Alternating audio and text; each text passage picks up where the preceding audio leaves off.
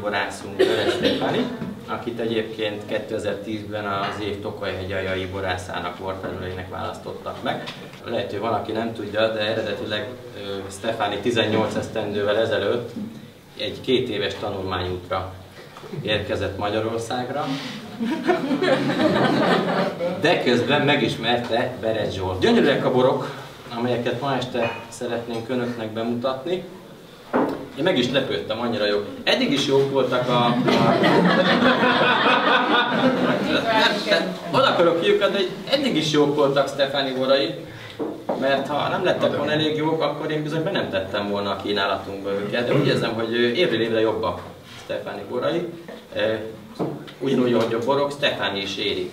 A tudás egyre kiforrottabbak, tisztábbak, egyre csilingelőbbek a borok illatban, ízben egyaránt. Igen, csak néztem nagyokat, mert ugye Tokajban nem szoktunk használni ezeket a kacsanyákú. Ez micsoda, ez a kacsanyákú, valami kiöntő.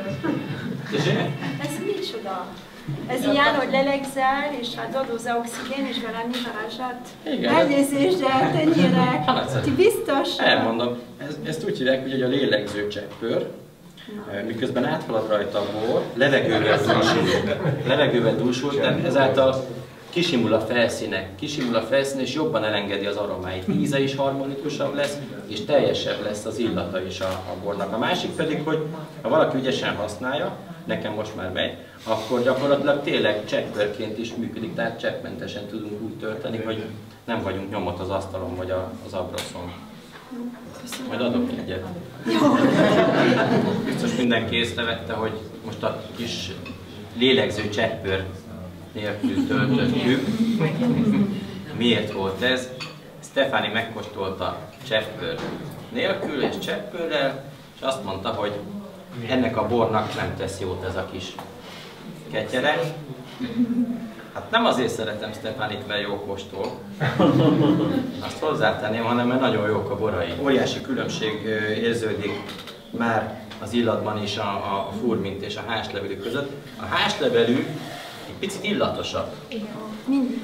De nem annyira, mint ahogy azt sokan gondolják, és véletlenül sem úgy, hogy például a házfa virágot idézni az illat. Ezt nagyon sokan mondják a borászok is a mai napig a különböző bemutatókon is, hogy tetszenek érezni benne a házfa virágot?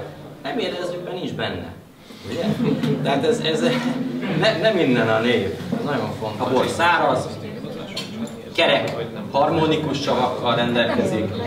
Azt hiszem, hogy nyugodtan mondhatjuk, hogy ami most van a poharunkban, az egy klasszikus furmin, egy gyönyörű darab. Ami egyébként, és ezt szeretném mindenféleképpen hozzátenni, a lélegző cseppőrön keresztül töltve még szebb.